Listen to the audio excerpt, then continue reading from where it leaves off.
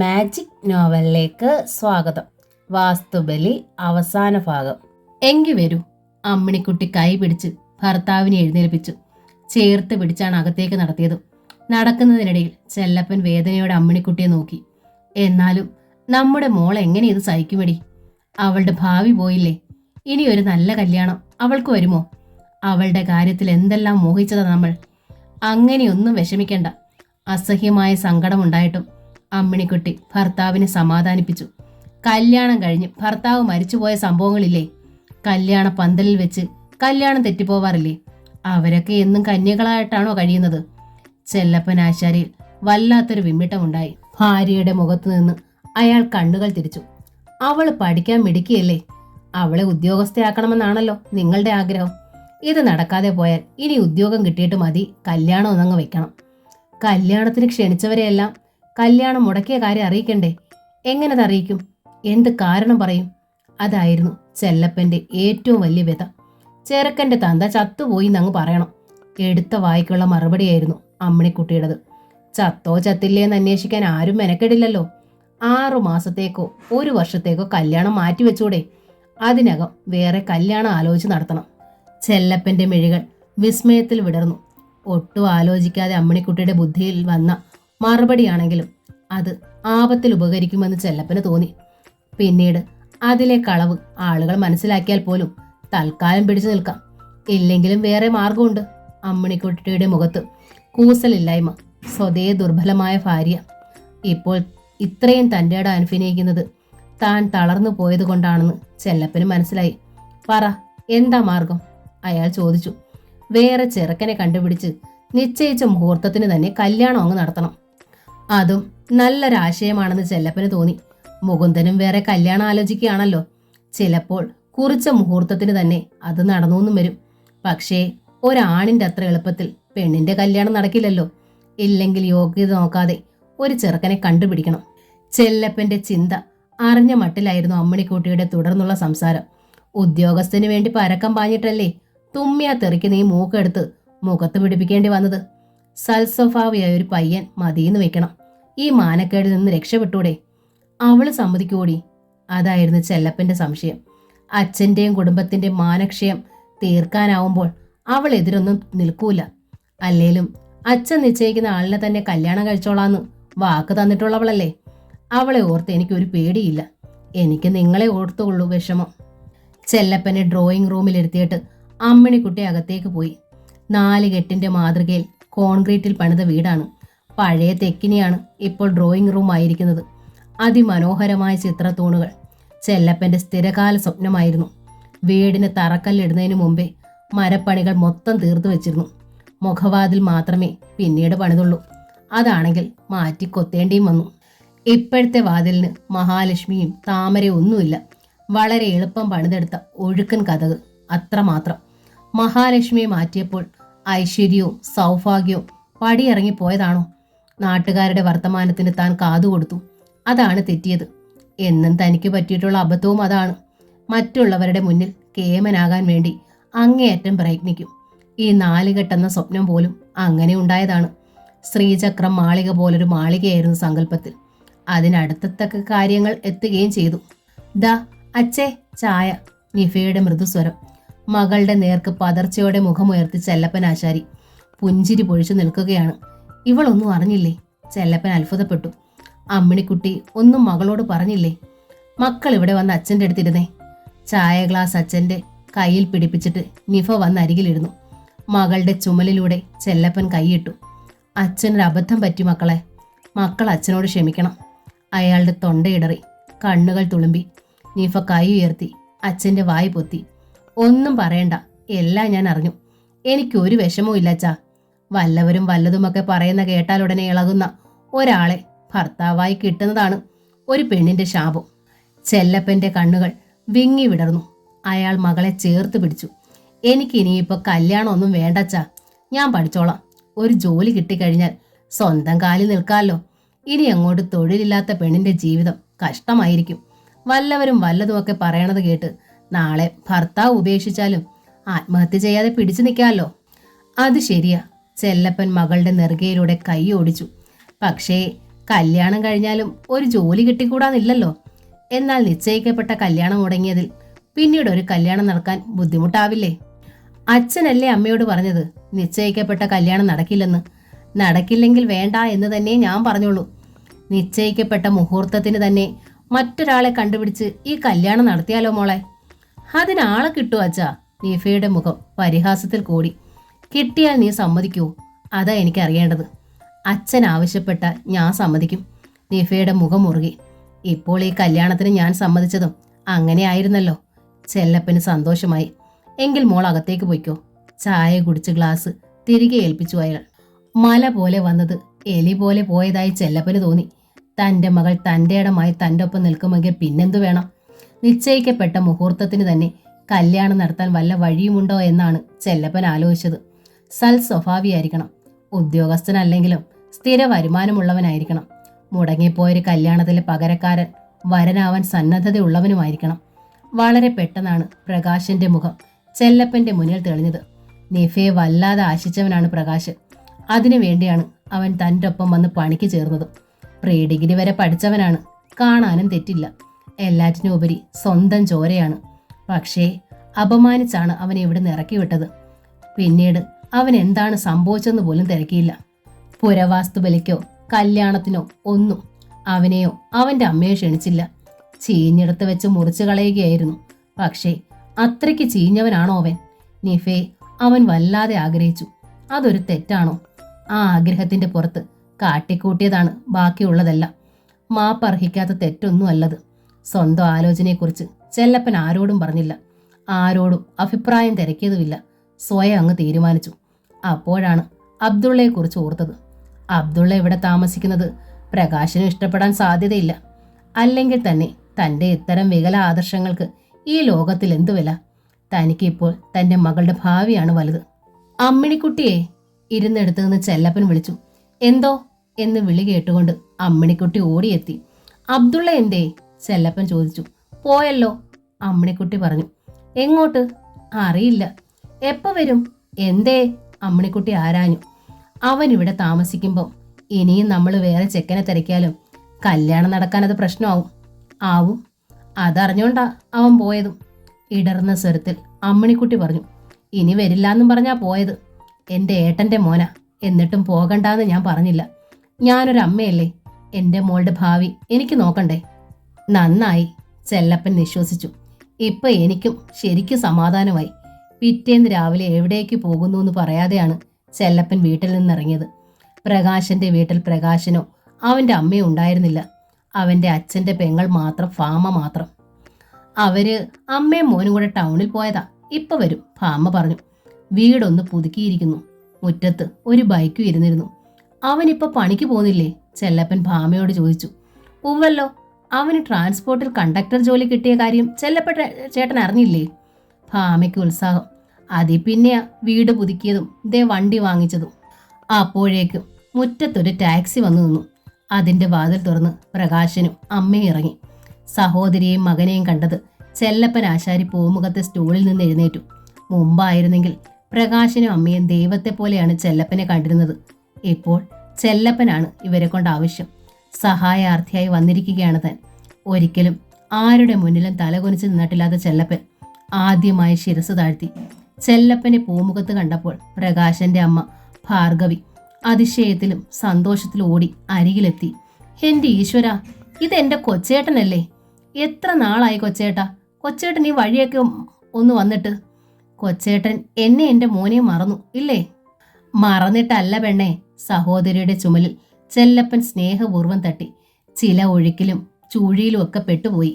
അപ്പോഴേക്കും ടാക്സി കൂലി കൊടുത്തിട്ട് പ്രകാശനും അകത്തേക്ക് വന്നു. അയാളുടെ 2 കൈയിലും കനത്ത ടെക്സ്റ്റൈൽ പാക്കറ്റുകൾ ഉണ്ടായിരുന്നു. അമ്മാമ്മ ഉമ്മറത്ത് കണ്ടപ്പോൾ സന്തോഷമല്ല, പകയും വെറുപ്പുമാണ് പ്രകാശിന്റെ മുഖത്ത് പ്രകടമായത്. ഏതൊഴുക്കിലും ചുഴിയിലും പെട്ടാലും അവനോന്റെ ആളുകളെ മറക്കാൻ പാടില്ല കൊച്ചേട്ടാ, ഭാർഗവി പരിഭവം പറഞ്ഞു. അവിടെ പുരവാസ്തുബലി കഴിഞ്ഞതൊക്കെ ഞങ്ങൾ അറിഞ്ഞു. നാടടക്കം കല്യാണം ക്ഷണിച്ചില്ലേ? ഞങ്ങൾ ഇങ്ങനെ ഒരു കൂട്ടരുണ്ടെന്ന് പോലും കൊച്ചേട്ടൻ ഓർത്തില്ല. പറഞ്ഞു വന്നപ്പോൾ ഭാർഗവിക്ക് കരച്ചിൽ വന്നു. എൻ്റെ മോനോട് കൊച്ചേട്ടൻ ചെയ്തതൊന്നും മനസ്സിന്ന് പോയിട്ടില്ല. എത്ര തെറ്റ് ചെയ്താലും അവനെ അവിടുന്ന് ഇറക്കി വിടാമോ? ഇല്ലേല് എന്നോടൊന്ന് പറയാമായിരുന്നല്ലോ. കരണമടച്ചൊന്ന് കൊടുക്കാനും കൊച്ചേട്ടന് അവകാശമുണ്ട്. അമ്മയൊന്ന് അകത്ത് കയറി പോണുണ്ടോ? പ്രകാശിന് ശുണ്ടി വന്നു. ഇനിയിപ്പോ ഇതൊക്കെ പറഞ്ഞിട്ടെന്താ, എല്ലാം കഴിഞ്ഞില്ലേ, മുഴുവൻ ഞാൻ സഹിക്കുകയും ചെയ്തു. പക്ഷേ അമ്മയുടെ മനസ്സിൽ നിന്ന് അതൊന്നും പോയിട്ടില്ലടാ മോനെ, ഭാർഗവി പറഞ്ഞു. നിലവിളിച്ചോണ്ടാ നേരം വെളുത്തപ്പം ഇവിടെ അവൻ കയറി വന്നത്. എന്റെ നല്ല ജീവൻ എടുത്തു. എന്താ കാര്യമെന്ന് അപ്പോ ഒന്നും പറഞ്ഞില്ല. പിന്നെ മുക്കും മൂലയും പറഞ്ഞു. തെറ്റ് അവന്റെ പക്ഷത്താ. എന്നാലും അവൻ അന്യനാണോ കൊച്ചേട്ടാ? നിഫമോളെ അവൻ ആഗ്രഹിച്ചെങ്കിൽ അതത്ര വലിയ തെറ്റാണോ? എന്റെ അടുത്തേക്കല്ലേ അവള് പോരണത്. ഞാൻ അവളെ എന്റെ കണ്ണിന്റെ കൃഷ്ണമണിയായി നോക്കില്ലേ? പെട്ടെന്ന് പ്രകാശൻ ടെക്സ്റ്റൈൽ പാക്കറ്റുമായി അകത്തേക്ക് കയറിപ്പോയി. അവനെ ഒന്ന് തിരിഞ്ഞു നോക്കിയിട്ട് ചെല്ലപ്പൻ കുനിഞ്ഞ ശിരസോടെ പറഞ്ഞു, അന്ന് അവൻ ചെയ്തത് അത്ര വലിയ തെറ്റാണോന്ന് എനിക്കറിയില്ല. ഏതായാലും എനിക്ക് അത് വലിയ തെറ്റായി തന്നെയാ തോന്നിയത്. അതുകൊണ്ടാ ഞാൻ അവനെ ഇറക്കി വിട്ടത്. പിന്നീട് അങ്ങോട്ട് തിരിഞ്ഞു കയറാൻ തോന്നിയതുമില്ല. സത്യമാ. പക്ഷേ ദൈവം എന്റെ പക്ഷത്തല്ലായിരുന്നു. കഴിഞ്ഞതിനൊക്കെ നീയും പ്രകാശനും എന്നോട് ക്ഷമിക്കണം. കൊച്ചേട്ടൻ ക്ഷമ ചോദിച്ചതോടെ ഭാർഗവി അലിഞ്ഞില്ലാതെയായി. അരുത് കൊച്ചേട്ടാ, അവർ പറഞ്ഞു. എന്നോടും എന്റെ മോനോടും കൊച്ചേട്ടൻ ക്ഷമ ചോദിക്കരുത്. കൊച്ചേട്ടനാ എന്റെ മോനൊരു വഴി കാണിച്ചു കൊടുത്തത്. കൊച്ചേട്ടൻ അവനെ അവിടുന്ന് പറഞ്ഞു വിട്ടിട്ടും അവന് ദോഷമൊന്നും സംഭവിച്ചില്ല. ഇവിടെ വന്നതിന്റെ 3-ാം നാളാ അവന് ട്രാൻസ്പോർട്ടിൽ നിന്ന് ജോലിക്കുള്ള ഓർഡർ വന്നത്. കെട്ടിത്തൂങ്ങി ചാകാനായിട്ട് വിട്ടത്തിൽ കയറിട്ട് കുരുക്കുണ്ടാക്കിയവനാ. ആ നേരത്ത് ഞാൻ ഉണർന്നു. ഭഗവതി എന്റെ മകനെ കാത്തു. ജോലിയില്ലാത്തതിന്റെ പേരിലാണല്ലോ കൊച്ചേട്ടൻ അവനെ തള്ളി പറഞ്ഞത്. ചാട്ട കൊണ്ട് അടിയേറ്റതുപോലെ ചെല്ലപ്പൻ പൊളഞ്ഞു. തന്റെ അതിമോഹത്തിന് ദൈവം ശിക്ഷ തന്നിരിക്കുന്നു. അമ്മാമ്മ കയറിയിരിക്കെ. അകത്തേക്ക് പോയ പ്രകാശൻ യാത്രാവേഷം മാറ്റി പുറത്തിറങ്ങി വന്നു. എന്നിട്ട് ഭാർഗവിയോട് പറഞ്ഞു, അമ്മേ വേഗം ഇത്തിരി ചായ ഇട്. അമ്മാമ്മ ഇത്രയും ദൂരത്തുനിന്ന് വന്നേയല്ലേ, ചായ വേണോ കൊച്ചേട്ടാ? ഭാർഗവി ചെല്ലപ്പനോട് ആരാഞ്ഞു. അതോ ചോറ് വിളമ്പിയാ മതിയോ? അരി വെച്ചേച്ചാ ഞാൻ പോയത്. ഭാമയോട് 2 കൂട്ടം കൂട്ടാനുണ്ടാക്കി വെക്കാനും പറഞ്ഞിരുന്നു. കൂട്ടാൻ മാത്രമല്ല ചേച്ചി, തോരനും ചമ്മന്തിയും പപ്പടം കാച്ചിയതുണ്ട്. ഇപ്പൊ വിളമ്പാം, ഭാമ വിളിച്ചു പറഞ്ഞു. എനിക്കിപ്പോ ഒന്നും വേണ്ട, ചെല്ലപ്പൻ അറിയിച്ചു. എല്ലാരെയും ഒന്ന് കണ്ടുപോവാൻ വന്നതാ. അതല്ല, ഭാർഗവി തർക്കിച്ചു. കല്യാണം ക്ഷണിക്കാൻ വന്നതാവും കൊച്ചേട്ടൻ. എല്ലായിടത്തും ക്ഷണിച്ചു കഴിഞ്ഞപ്പോഴേക്കും ഞങ്ങളെ വിളിക്കാഞ്ഞതിൽ കൊച്ചേട്ടനും അമ്മിണിക്കുട്ടി ഏട്ടത്തിക്കും വിഷമം തോന്നിയത്. കല്യാണം ക്ഷണിക്കാൻ വന്നതല്ല ഭാർഗവി ഞാൻ. ചെല്ലപ്പനാശാരി വീണ്ടും പൂമുഖത്തെ സ്റ്റൂളിലിരുന്നു. ആ കല്യാണം ഇനി നടക്കൂല. ഭാർഗവിയും പ്രകാശനും ഞെട്ടലോടെ പരസ്പരം നോക്കി. ആരോ ചെക്കന്റെ വീട്ടിൽ ചെന്ന് ഏഷണി പറഞ്ഞിരിക്കുന്നു. എന്ത് ഏഷണി? ഭാർഗവി മൂക്കത്ത് വിരൽ ചേർത്തു. ചെല്ലപ്പൻ മറുപടിയില്ലാതെ വിമ്മിട്ടപ്പെട്ടു. അത് കണ്ട് പ്രകാശൻ തുറന്നു ചോദിച്ചു, നിഫയും അബ്ദുള്ളയും ചേർത്ത ആളുകൾ വല്ലതും പറഞ്ഞു കൊടുത്തിട്ടുണ്ടാവും. ചെല്ലപ്പൻ വിഷമത്തിൽ വീർപ്പുമുട്ടി. സാരമില്ലമ്മാമേ, പ്രകാശൻ സാന്ത്വനിപ്പിച്ചു. അബ്ദുള്ളയ്ക്ക് എന്താ ഒരു കുറവ്? മതം 2 ഉള്ളൂ. ഇന്നത്തെ കാലത്ത് ജാതിയോ മതമോ വല്ലതും നോക്കാനുണ്ടോ? നിഫയ്ക്കാണെങ്കിൽ അബ്ദുള്ളയാ ഇഷ്ടവും. അത് അന്നേ എനിക്ക് മനസ്സിലായിട്ടുണ്ട്. എന്നിട്ടും കണ്ണടച്ചിരുട്ടാക്കാൻ നോക്കുകയായിരുന്നു ഞാൻ. കഴിഞ്ഞതിലൊക്കെ എനിക്ക് നല്ല പ്രയാസമുണ്ട്. ഇല്ല മോനെ, ചെല്ലപ്പൻ പ്രകാശന്റെ കൈ പിടിച്ചു. നിഫയ്ക്കിപ്പോ അങ്ങനെ പ്രത്യേകിച്ച് ആരോടും ഇഷ്ടമില്ല. ഞാൻ ചൂണ്ടിക്കാണിക്കുന്ന ചെക്കനാ അവളുടെ ഭർത്താവ്. അവളെനിക്ക് വാക്ക് തന്നിട്ടുണ്ട്. അത് അമ്മാമ്മയുടെ സന്തോഷത്തിനു വേണ്ടി ആ പാവം പെണ്ണ് അനുഷ്ഠിക്കുന്ന ത്യാഗമായിരിക്കും. താലി കെട്ടുന്ന പുരുഷന് മനസ്സുകൊണ്ട് അവൾക്ക് വഞ്ചിക്കേണ്ടി വരും. സത്യം എന്നേലും അവളുടെ ഭർത്താവ് അറിഞ്ഞാൽ ആ 2 ജീവിതവും ഒരുമിച്ച് തകരും. മോനെ, പ്രകാശനെ ചേർത്ത് പിടിച്ചു ചെല്ലപ്പൻ വിങ്ങിപ്പൊട്ടി. മറ്റൊരു ചെക്കനാകുമ്പോഴല്ലേ ഈ പ്രശ്നം ഉണ്ടാവൂ. എല്ലാം അറിഞ്ഞുകൊണ്ട് എന്റെ മരുമകനായ നീ അതിന് തയ്യാറായാൽ? പ്രകാശന്റെ കണ്ണുകൾ മിഴിച്ചുപോയി. ഭാർഗവി വേപതുപോലെ 2 കൈകളും നെഞ്ചോട് ചേർത്തു. നിന്റെ കാല് പിടിച്ച് അതിന് അപേക്ഷിക്കാനാ ഞാൻ വന്നത്. ചെല്ലപ്പൻ കരഞ്ഞു. എന്നെ എന്റെ മോളെ നീ രക്ഷിക്കണം. ഞാനുണ്ടാക്കിയ പുത്തൻ വീട് നിന്റെ പേരിൽ തരാം. എനിക്കുള്ള മുഴുവൻ സ്വത്തുക്കളും. ഉണ്ണിക്കൊന്നും കൊടുക്കുന്നില്ലെന്ന് വെക്കാം. നിശ്ചയിക്കപ്പെട്ട മുഹൂർത്തത്തിന് തന്നെ എന്റെ മോളുടെ കല്യാണം നടക്കണം. ഇല്ലെങ്കിൽ അവൾക്ക് ഭാവി ഇല്ലാതാവും മോനെ. എനിക്കിപ്പോ ഒരു ജോലി കിട്ടിയെന്നറിഞ്ഞത് കൊണ്ടല്ലേ അമ്മാമ നിഫെ എനിക്ക് തരാൻ തയ്യാറായത്. നിറകണ്ണുകളോടെ പ്രകാശൻ ചെല്ലപ്പനാശാരിയെ നോക്കി. നാളെ എനിക്ക് ഈ ജോലി നഷ്ടമായി കൂടെന്നില്ലല്ലോ. കിടന്ന കിടപ്പിൽ ഞാൻ തളർന്നു വീണുകൂടുന്നില്ലല്ലോ. അപ്പൊ എനിക്ക് ഭാര്യയില്ലാതാവില്ലേ അമ്മാമ്മേ? കാൽക്കൽ വീണവന്റെ നെറുകയിലേക്ക് ചവിട്ടരുത് മോനെ. ചെല്ലപ്പൻ മരുമകനെ തൊഴുതു. എന്റെ കയ്യിൽ നിന്ന് വന്നത് വലിയൊരു തെറ്റാ, മാപ്പർഹിക്കാത്ത തെറ്റ്. എന്നാലും നീ എന്നോട് പൊറുക്കണം. പൊറത്തിരിക്കണോ അമ്മാമേ? പ്രകാശന്റെ തൊണ്ടയിടറി. നീഫേ, ഇപ്പോഴും എനിക്കിഷ്ടവാ എന്ന് വെച്ച് അമ്മാമ ചെയ്ത പോലൊരു തെറ്റ് ഞാൻ കൂടി ചെയ്യണോ? ഒന്നും മനസ്സിലാകാത്ത മട്ടിൽ ചെല്ലപ്പൻ പ്രകാശനെ നോക്കി. പ്രകാശൻ വേദനയിൽ പുഞ്ചിരിച്ചു. മറ്റന്നാൾ എന്റെ കല്യാണ നിശ്ചയം നടക്കാൻ പോവാ. വടക്കാഞ്ചേരിയിലുള്ള ഒരു സാധു പെൺകുട്ടി. അവളുടെ വീട്ടിലിപ്പോ കല്യാണ നിശ്ചയത്തിനുള്ള ഒരുക്കങ്ങൾ നടക്കുവാവും. അതുങ്ങളെ കണ്ണീരിലാക്കണോ ഞാൻ? ചെല്ലപ്പന്റെ മുഖം രക്തശൂന്യമായി. തളർച്ചയിൽ അയാൾ ചുവരിലേക്ക് ചാഞ്ഞു നിന്നു. ആര് പറഞ്ഞാലും ഞാൻ ആ പെണ്ണിനെ കരയിക്കില്ല. പ്രകാശന്റെ മുഖത്ത് ഉറപ്പ് പ്രകടമായി. ഉപേക്ഷിക്കപ്പെടുന്നതിന്റെ ദുഃഖം അറിഞ്ഞവനാ ഞാൻ. ചെല്ലപ്പൻ മെല്ലെ പുറത്തേക്ക് കാലുകൾ വെച്ചു. കൊച്ചേട്ടൻ ക്ഷമിക്കണം. ഭാർഗവി പിന്നിൽ നിന്ന് കരഞ്ഞു. ഒരു 2 ആഴ്ച മുമ്പ് കൊച്ചേട്ടൻ ഇങ്ങനെ ഒരു മനമാറ്റം ഉണ്ടായിരുന്നെങ്കിൽ കഴിഞ്ഞതൊക്കെ പോട്ടേന്ന് വെച്ച് ഞാൻ എൻ്റെ ചെക്കനെ അങ്ങോട്ട് ഏൽപ്പിച്ചേനെ. അതൊന്നും ചെല്ലപ്പൻ്റെ കാതിലെത്തിയില്ല. കൊടുങ്കാറ്റിൻ്റേത് പോലൊരു ഇരമ്പം മാത്രമായിരുന്നു തലയ്ക്ക് ചുറ്റും. കണ്ണിൻ്റെ കാഴ്ച പോലും നശിച്ചിരുന്നു. പൊരിവെയിലിൽ കക്ഷത്തിലെ കുടയെടുത്ത് നിവർത്തുക പോലും ചെയ്യാതെയാണ് ചെല്ലപ്പൻ നടന്നത്. വിയർപ്പിൽ ദേഹവും വസ്ത്രങ്ങളും ഒട്ടിപ്പിടിച്ചിരുന്നു. 2 ബസ് കയറിയിറങ്ങിയാണ് അയാൾ വീട്ടിലെത്തിയത്. ഉമ്മറത്ത് വഴിക്കണ്ണുമായി അമ്മിണിക്കുട്ടി നിന്നിരുന്നു. പോയ കാര്യം എന്തായി എന്ന് ചോദിച്ചില്ല. ഭർത്താവിൻ്റെ മുഖത്ത് മറുപടി ഉണ്ടായിരുന്നു. 2 ആഴ്ച നമ്മൾ താമസിച്ചു പോയി അമ്മിണിക്കുട്ടി. കിതപ്പോടെ ചെല്ലപ്പൻ പറഞ്ഞു. പ്രകാശിന്റെ കല്യാണം മറ്റന്നാൾ നിശ്ചയിക്കാൻ പോവാ. അകത്തെ വാതിലിന് പിന്നിൽ നിന്നിരുന്ന നിഫയും അത് കേൾക്കുന്നുണ്ടായിരുന്നു. നമ്മൾ അവനെ അടിച്ചിറക്കി വിട്ടതല്ലേ? ചെല്ലപ്പൻ തുടർന്നു. ഇവിടുന്ന് ഇറങ്ങിയതിന്റെ 3-ാം നാൾ അവന് സർക്കാർ ജോലി കിട്ടി. മനുഷ്യന്റെ കണക്കുകൾ എവിടെ കിടക്കുന്നു? ദൈവത്തിന്റെ തീരുമാനം എവിടെ നിൽക്കുന്നു? ഞാൻ മണ്ടൻ. അമ്മിണിക്കുട്ടി അരികിലിരുന്ന് ഭർത്താവിന്റെ ചുമലിൽ തലോടി. സാരമില്ല, നമ്മുടെ സമയം മോശമാ. അങ്ങനെ ഓർത്ത് സമാധാനിക്കേ. സമയത്തിന്റെ കളികളെക്കുറിച്ച് ഞാൻ ഇതുവരെയും ചിന്തിച്ചിട്ടില്ല. എപ്പോഴും എൻ്റെ കഴിവിലും സാമർഥ്യത്തിലുമായിരുന്നു എനിക്ക് വിശ്വാസം. മറ്റാശാരിമാര് വെള്ളമടിക്കുമ്പോൾ ഞാൻ അഹങ്കാരത്തോടെ പരിഹസിക്കുമായിരുന്നു. ഞാൻ എൻ്റെ ദേഹം വിയർത്തുണ്ടാക്കണതിൽ 1 പൈസ പാഴിൽ കളയില്ലെന്ന്. കളഞ്ഞുമില്ല. മരത്തിൽ പണിത് കിട്ടിയ പണം കൊണ്ടാ ഞാൻ ഈ വീടുണ്ടാക്കിയത്. എൻ്റെ മക്കളെ പഠിപ്പിച്ചത്. എൻ്റെ മോൾക്ക് മെയ് മൂടാൻ പൊന്നുണ്ടാക്കിയത്. ആരുടെയും പിടിച്ചു പറിച്ചിട്ടല്ല, ആരെയും ദ്രോഹിച്ചിട്ടില്ല. എൻ്റെ മുതൽ പാഴിൽ കളഞ്ഞിട്ടില്ലെന്ന് മാത്രം. അതിനാണോ അമ്മിണിക്കുട്ടി ദൈവം എന്നെ ശിക്ഷിച്ചത്? ആ ചുമലിലേക്ക് തല ചായച്ച് കരഞ്ഞതല്ലാതെ അമ്മിണിക്കുട്ടി ഒരക്ഷരവും ശബ്ദിച്ചില്ല. എന്താ നീയൊന്നും മിണ്ടാത്തത്? ചെല്ലപ്പൻ തിരിഞ്ഞ് ഭാര്യയെ നോക്കി. നിനക്കൊന്നും പറയാനില്ലേ? എൻ്റെ കയ്യിൽ നിന്ന് എന്തെങ്കിലും ഒരു വീഴ്ച വന്നതായി? അമ്മിണിക്കുട്ടി വീണ്ടും കരഞ്ഞു.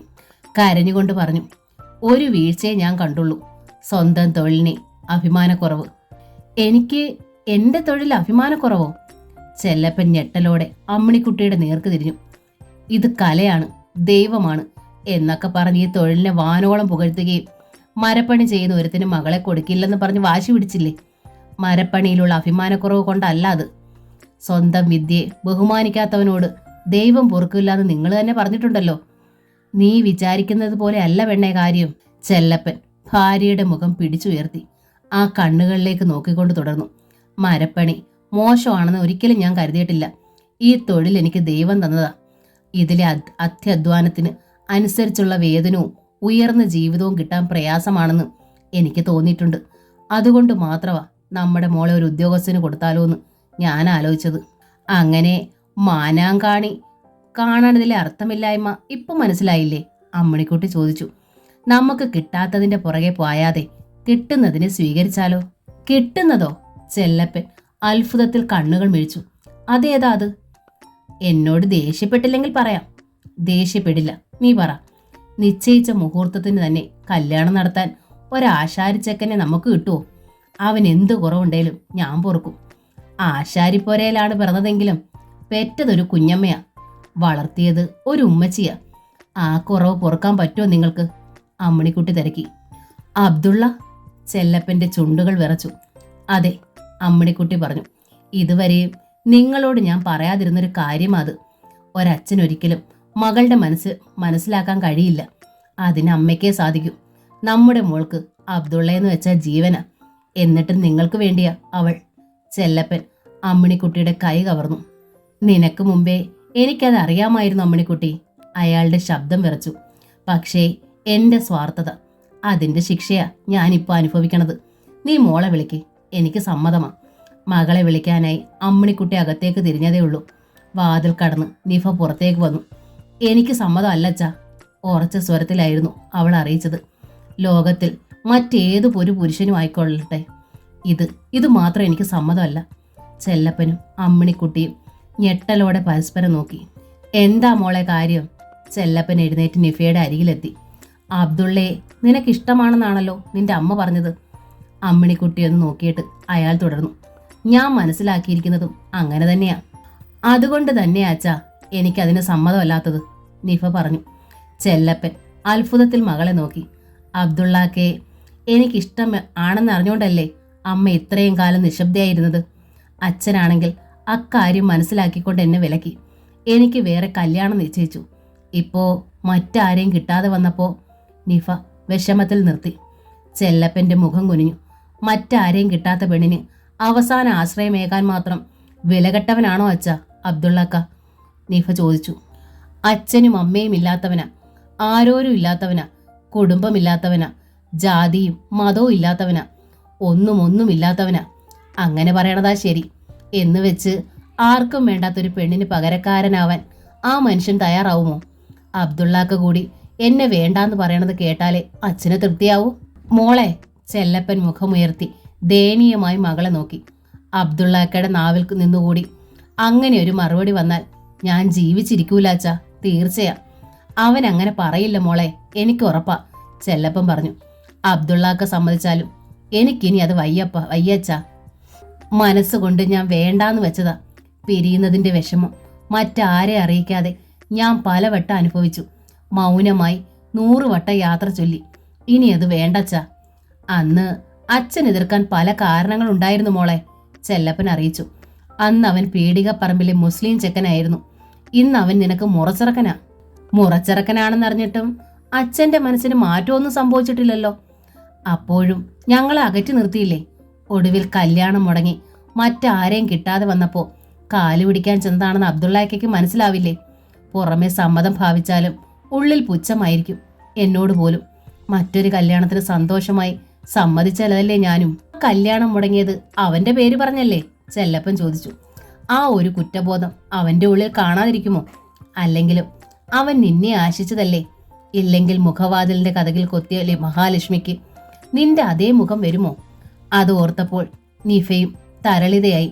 അവളുടെ കണ്ണുകൾ തുളുമ്പി, ചുണ്ടുകൾ വിതുമ്പി. മുഖവാതിലിന് അതേ കതക് തന്നെ പിടിപ്പിക്കാൻ പോവാ ഞാൻ, ചെല്ലപ്പൻ ആശാരി പറഞ്ഞു. ആരെന്താച്ചാ പറയട്ടെ, എനിക്കിനി ഒരുത്തന്റെ നാവിന് ഭയമില്ല. എന്റെ മോളുടെ സന്തോഷമാ എനിക്ക് വലുത്. നീ ഒരു വാക്ക് പറഞ്ഞാൽ ഞാൻ ചെന്ന് അബ്ദുള്ളയെ വിളിച്ചോണ്ട് വരാം. അവള് വാക്ക് പറയണോ ഇനിയും? അമ്മിണിക്കുട്ടി ചോദിച്ചു. അവൾക്ക് സമ്മതമാ, എനിക്കറിയാം. നിങ്ങൾ ചെന്ന് അവനെ വിളിച്ചോണ്ട് പോരെ. ഈ കല്യാണം മുടങ്ങിയത് തന്നെ ഭാഗ്യായെന്നേ ഞാൻ പറയൂ. എന്റെ മോൾക്ക് അവൾ ആഗ്രഹിച്ചതിനെ തന്നെ കിട്ടൂല്ലോ. എനിക്ക് എൻ്റെ ഏട്ടൻ്റെ മോനെയും ഇവിടെ കിട്ടും. നിഫ മോളെ മറ്റാര് കല്യാണം കഴിച്ചാലും അബ്ദുള്ളയ്ക്ക് ഇവിടെ സ്വതന്ത്രമായി വരാൻ കഴിയുമോ? നമ്മളെല്ലാം തീരുമാനിക്കുന്നു. അവൻ വഴങ്ങുമോന്നാ എനിക്കറിയാത്തത്, ചെല്ലപ്പൻ കൈമലർത്തി. അവൻ വഴങ്ങും, അമ്മിണിക്കുട്ടി പറഞ്ഞു. നമ്മളല്ലാതെ അവൻ ആരാ ഉള്ളത്? പേടികപ്പറമ്പിന് ഇനി അവന് വേണ്ട. ശ്രീചക്രം മാളികയിലും അവന് സ്ഥാനം കിട്ടാൻ പോണില്ല. അപ്പൊ പിന്നെ നമ്മുടെ വാക്കിനെ അവൻ നിഷേധിക്കുമോ? അവൻ എവിടെയാണെന്നാ എനിക്കറിയാത്തത്. നാട് വിട്ട് വല്ലയിടത്തേക്കുമാണ് പോയിരിക്കുന്നതെങ്കിൽ വിദ്യാപ്രദായിനി വായനശാലയിലുണ്ടെന്നാ ഉണ്ണി പറഞ്ഞത്, നിഫ അറിയിച്ചു. രാത്രി അവിടെയാണത്ര കിടപ്പും. എങ്കിൽ ഞാൻ ഇപ്പൊ തന്നെ ചെന്നിങ്ങി വിളിച്ചോണ്ട് പോരാം. ചെല്ലപ്പൻ തിടുക്കമായി. ഈ ഉച്ചയ്ക്ക് കയറി വന്നിട്ട് അതേപടി ഇറങ്ങിപ്പോകാനോ? അമ്മിണിക്കുട്ടി ഭർത്താവിന്റെ കയ്യിൽ കടന്നു പിടിച്ചു. ആഹാരം വല്ലം കഴിച്ചതാണോ നിങ്ങൾ? പ്രകാശന്റെ വീട്ടിൽ നിന്ന് വയറ് നിറച്ചാ പോന്നത്, ചെല്ലപ്പൻ വ്യസനത്തിൽ ചിരിച്ചു. അതിലെ ഗൂഢാർത്ഥം അമ്മിണിക്കുട്ടിക്ക് മനസ്സിലായി. എങ്കി വാ ചോറുണ്ണ, എന്നിട്ട് ഇത്തിരി നേരം നടുവ് നിവർത്തിയിട്ട് മതി എവിടേക്കും പോകാൻ. അവൻ കൈ പിടിച്ച് അകത്തേക്ക് വലിച്ചു. ചെല്ലപ്പൻ എതിരൊന്നും പറഞ്ഞില്ല. അച്ഛന് വിളമ്പി കൊടുക്കാൻ അമ്മയോടൊപ്പം നിഫയും കൂടി. കുറേ നാള് കൂടിയാണ് അവൾ സ്വമേധയാ അച്ഛന്റെ മുന്നിലെത്തുന്നത്. കല്യാണം നിശ്ചയിച്ച ശേഷം ഒന്നിലൊരു ഉത്സാഹമില്ലാത്ത അവസ്ഥയിലായിരുന്നു അവൾ. മിണ്ടാട്ടം തന്നെ കുറവ്. എന്നാൽ ഇപ്പോൾ ആ കണ്ണിൽ ഒരു പ്രത്യേക തിളക്കം കാണാനുണ്ടായിരുന്നു. തീയല് കുറച്ചുകൂടി വിളമ്പട്ടെ അച്ഛാ എന്നും തൈര് ഒഴിക്കട്ടെ എന്നുമൊക്കെയുള്ള സന്തോഷമുള്ള അന്വേഷണങ്ങൾ. വളരെ പെട്ടെന്നുള്ള മാറ്റമാണ്. അത് കണ്ട് അർത്ഥഗർഭമായി അമ്മിണിക്കുട്ടി ഭർത്താവിനെ നോക്കി. ചെല്ലപ്പൻ ശബ്ദമില്ലാതെ ചിരിച്ചു. അച്ഛൻ്റെ അമ്മയുടെയും മുഖത്തെ കുസൃതി നീഫയെ നാണിപ്പിച്ചു. അവൾ ഊണുമുറിയിൽ നിന്ന് ഒരു വിധത്തിൽ രക്ഷപ്പെട്ടു. അന്ന് വൈകുന്നേരം തന്നെ ചെല്ലപ്പൻ വിദ്യാപ്രദായിനിയിൽ അന്വേഷിച്ചു ചെന്നു. അബ്ദുള്ള പുറത്തു പോയിരിക്കുകയായിരുന്നു. 8:30യോടെയാണ് അയാൾ വായനശാലയിൽ തിരിച്ചെത്തിയത്. ലൈബ്രറിയനായ സദാശിവൻ രാത്രി വായനശാലയിലാണ് ഉറക്കം. അയാളോടൊപ്പമാണ് അബ്ദുള്ളയുടെ വാസം. സദാശിവന്റെ ഒപ്പം അവിടെ ചെല്ലപ്പനെയും കണ്ടപ്പോൾ അബ്ദുള്ളയ്ക്ക് അമ്പരപ്പ്. എന്താ അമ്മാമ്മേ? അയാൾ ഭയത്തോടെ അന്വേഷിച്ചു. ഒന്നുമില്ല മോനെ, ചെല്ലപ്പൻ പുഞ്ചിരിച്ചു. നമുക്ക് വെറുതെ ഒരല്പം നടക്കാം. അമ്മാമ്മയ്ക്ക് ഒരു ചെറിയ കാര്യം പറയാനുണ്ട്. അബ്ദുള്ളയുടെ ചുമലിലൂടെ അയാൾ കൈയിട്ടു. റോഡിലേക്ക് ഇറങ്ങിയതോടെ അബ്ദുള്ളയ്ക്ക് ജിജ്ഞാസ അടക്കാൻ വയ്യാതായി. എന്താ അമ്മാമ്മേ കാര്യം? നിന്നെ വിളിച്ചോണ്ടു പോകാൻ വന്നതാ ഞാൻ, വളരെ ശാന്തനായി ചെല്ലപ്പൻ അറിയിച്ചു. ചെല്ലപ്പനോടൊപ്പം നടന്നിരുന്ന അബ്ദുള്ള പെട്ടെന്ന് നിന്നു. ഞാൻ മൂലം എന്തെല്ലാം പ്രശ്നങ്ങളാ അമ്മാമ്മയ്ക്കുണ്ടായത്? നിഫയുടെ കല്യാണം മുടങ്ങിയില്ലേ? ആകെ നാണക്കേടായില്ലേ? ഇനി എന്തിനാ എന്നെ അങ്ങോട്ട് വിളിക്കുന്നത്? നിഫയുടെ കല്യാണം മുടങ്ങി. സമ്മതഭാവത്തിൽ ചെല്ലപ്പൻ തലയാട്ടി. ആകെ നാണക്കേടുമായി. പക്ഷേ ഇത് രണ്ടും സംഭവിക്കേണ്ടതായിരുന്നു. സംഭവിക്കുകയും ചെയ്തു. അതുകൊണ്ടിനി ഭയക്കാനൊന്നുമില്ലല്ലോ. നിനക്ക് ധൈര്യമായി അവിടെ വന്ന് താമസിക്കാം. ഇനിയും നിഫയ്ക്ക് കല്യാണം വരാം അമ്മാമ്മേ, അബ്ദുള്ള അറിയിച്ചു. ഞാൻ അവിടെ താമസിച്ചാൽ അതുമൊക്കെ മുടങ്ങിപ്പോവും. എന്തിനാ വെറുതെ പൊല്ലാപ്പെടുത്ത് തലയെ വെക്കുന്നത്? നീ തന്നെ അവളെ അങ്ങ് കല്യാണം കഴിച്ചാൽ പിന്നെ പൊല്ലാപ്പില്ലല്ലോ, ചെല്ലപ്പൻ ചോദിച്ചു. ഓർക്കാപ്പുറത്തുള്ള ചോദ്യമായിരുന്നു. അബ്ദുള്ള സ്തബ്ധനായി. ശബ്ദിക്കാനോ ചലിക്കാനോ ആവാതെ അയാൾ നിന്നു. ചെല്ലപ്പൻ ആ കൈ പിടിച്ചു നടത്തി. നിഫയെ നിനക്ക് ഇഷ്ടമാണെന്ന് എനിക്ക് അറിയാമായിരുന്നു. അറിഞ്ഞോണ്ടാ നിങ്ങളെ ഞാൻ വേർതിരിച്ചത്. പക്ഷേ ദൈവം നിങ്ങളുടെ പക്ഷത്താ മോനെ. നീ ഇപ്പോൾ അമ്മിണിക്കുട്ടിയുടെ ആങ്ങളയുടെ മോനാ. നിഫയെ കല്യാണം കഴിക്കാൻ നിനക്ക് അവകാശമുണ്ട്. ഇപ്പോഴാണെങ്കിൽ ഇത് ഞങ്ങൾ രക്ഷിക്കല. ആശാനായിട്ടും അമ്മാമ്മയായിട്ടുമല്ല ഞാൻ ആവശ്യപ്പെടുന്നത്. നിഫയുടെ അച്ഛനായി മാത്രമാ. ഞാൻ വേണമെങ്കിൽ നിന്റെ കാല് പിടിക്കാൻ മോനെ. നിശ്ചയിക്കപ്പെട്ട മുഹൂർത്തത്തിന് തന്നെ ഈ കല്യാണം നടക്കണം. നീ എൻ്റെ മോളുടെ കഴുത്തിൽ താലി കെട്ടണം. നിഫ സമ്മതിക്കുമോ അമ്മാമ്മേ? അബ്ദുള്ള ചോദിച്ചു. നിഫയുടെ സമ്മതം വാങ്ങിയിട്ടാ ഞാൻ പോന്നിരിക്കണത്, ചെല്ലപ്പൻ അറിയിച്ചു. എന്നാലും എനിക്ക് 2-3 നിബന്ധന വെക്കാനുണ്ട്. എൻ്റെ പേര് ഞാൻ മാറില്ല. എൻ്റെ കഴിഞ്ഞ കാലം ഞാൻ മറക്കില്ല. ഈ കല്യാണത്തിന് എനിക്ക് എൻ്റെ ഉമ്മച്ചിയുടെ അനുവാദം വേണം. അത്രയും നിർബന്ധം. പതർച്ചയോടെ ഒരു നിമിഷം നിന്നിട്ട് ചെല്ലപ്പൻ അബ്ദുള്ളയെ ചേർത്ത് പിടിച്ചു. സമ്മതം, നീ വാ. ഇനി വായനശാലയിൽ ഉറങ്ങണ്ട. നിന്റെ വീട് ഇനി കൊച്ചു വീടാണ്. അബ്ദുള്ള പിന്നെ തടസ്സമൊന്നും പറഞ്ഞില്ല. അന്ന് അയാൾ അത്താഴം കഴിച്ചത് കൊച്ചുവീട്ടിൽ നിന്നായിരുന്നു. അമ്മിണിക്കുട്ടിയാണ് വിളമ്പിക്കൊടുത്തത്. നിഫ ആ ഭാഗത്തേക്ക് വന്നതേയില്ല.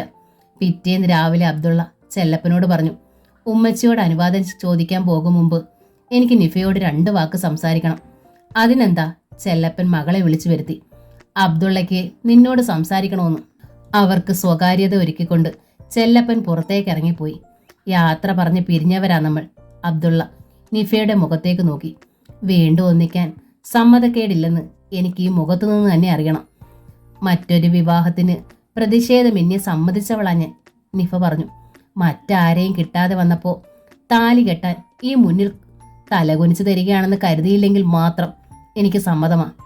അബ്ദുള്ളയുടെ ചുണ്ടിലൊരു പുഞ്ചിരി വിടർന്നു. നിഫെ, നീ എത്ര വേദനയോടെയാണ് ആ കല്യാണത്തിന് സമ്മതിച്ചെന്ന് എനിക്കറിയാം.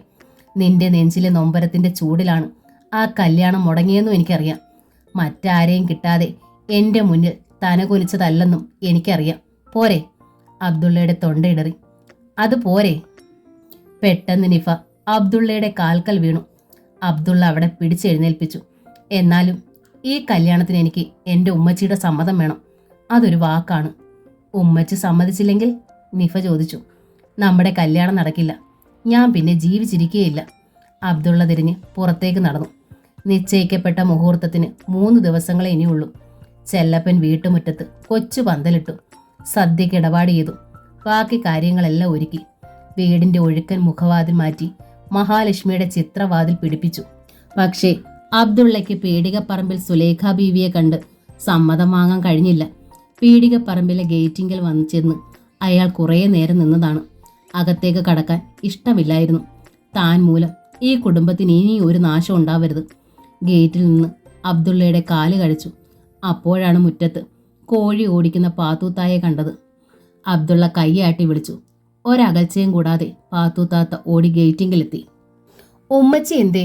അബ്ദുള്ള തിരക്കി. കോഴിക്കോടിന് പോയിരിക്കുക, സുറുമിയുടെ അടുത്ത്. ഓൾക്ക് പള്ളയിലുണ്ട്. പലാരവും കൊണ്ട് പോയതാ. നാളെ വയ്യും പാടെത്തിയിരിക്കും. പാത്തൂത്ത പറഞ്ഞു. ഞാൻ കൊച്ചു വീട്ടിലെ നിഫയെ കല്യാണം കഴിക്കാൻ പോവുക. ഉമ്മച്ചി സമ്മതിച്ചാൽ മാത്രം ഒന്ന് പറഞ്ഞേക്കണം. അബ്ദുള്ള തിരിഞ്ഞു നടന്നു.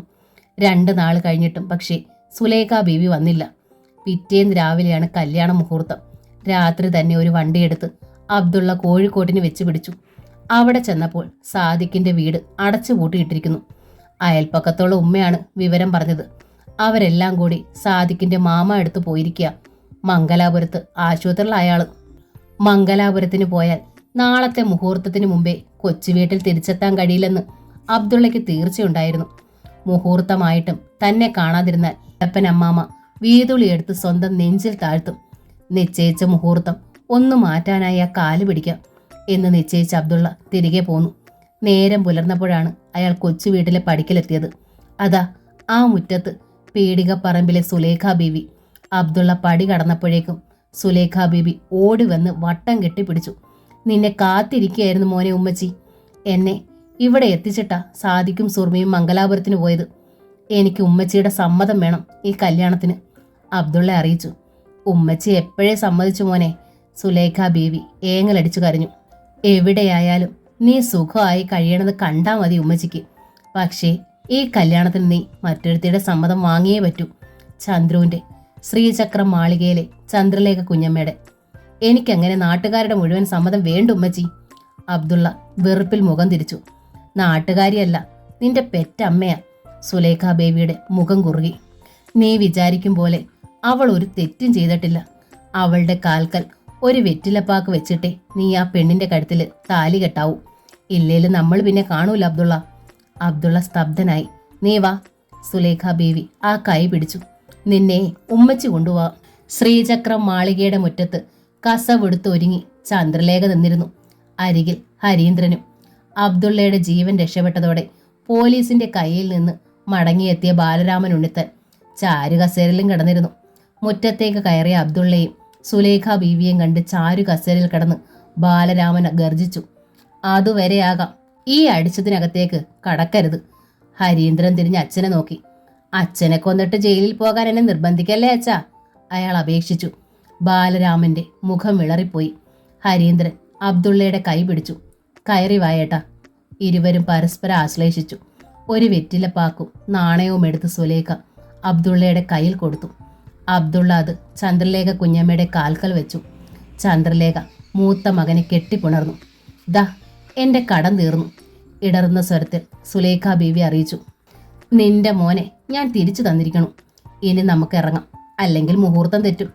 അബ്ദുള്ളയോടൊപ്പം സുലേഖയും ചന്ദ്രലേഖയും ഹരീന്ദ്രനും ഇറങ്ങി. അവർ കൊച്ചു വീടിന്റെ മുറ്റത്ത് മുല്ലപ്പന്തലിലെത്തി. എൻ്റെ മൂത്ത മകന് പെണ്ണ് ചോദിക്കാൻ വന്നതാ ഞാൻ, ചന്ദ്രലേഖ ചെല്ലപ്പനോട് പറഞ്ഞു. ഇക്കാലം അത്രയും ചെല്ലപ്പന് ആ സ്ത്രീ ചതുർത്ഥിയായിരുന്നു. ഇപ്പൊ സർവ്വ വെറുപ്പും മാഞ്ഞുപോയി. മോളെ ഇങ്ങ് ഇറക്കിക്കൊണ്ട് വാടി, ചെല്ലപ്പൻ തിരിഞ്ഞ് അമ്മിണിക്കുട്ടിയോട് കൽപ്പിച്ചു. കുരവയുയർന്നു മംഗളമേളവും. താലപ്പൊലിയോടെ നിഫ മുല്ലപ്പന്തലിലെത്തി. അബ്ദുള്ള അവളുടെ കഴുത്തിൽ താലി ചാർത്തി. അമ്മിണിക്കുട്ടി ഓടി വന്ന് ചന്ദ്രലേഖയെ കെട്ടിപ്പിടിച്ചു. നാത്തൂനെ, ഒരിക്കലെങ്കിലും ഞാനൊന്ന് വിളിച്ചോട്ടെ, അമ്മിണിക്കുട്ടി കരഞ്ഞു. അമ്മിണിക്കുട്ടിയുടെ ചുമലിൽ മുഖമണച്ച് ചന്ദ്രലേഖയും ഏങ്ങലടിച്ചു കരഞ്ഞു. വാസ്തുബലി എന്ന നോവൽ ഇവിടെ പൂർണ്ണമാവുകയാണ്. ഈ നോവൽ നിങ്ങൾക്ക് ഇഷ്ടമായെങ്കിൽ ലൈക്ക് ചെയ്ത് ഷെയർ ചെയ്ത് സബ്സ്ക്രൈബ് ചെയ്യണേ. Thank you.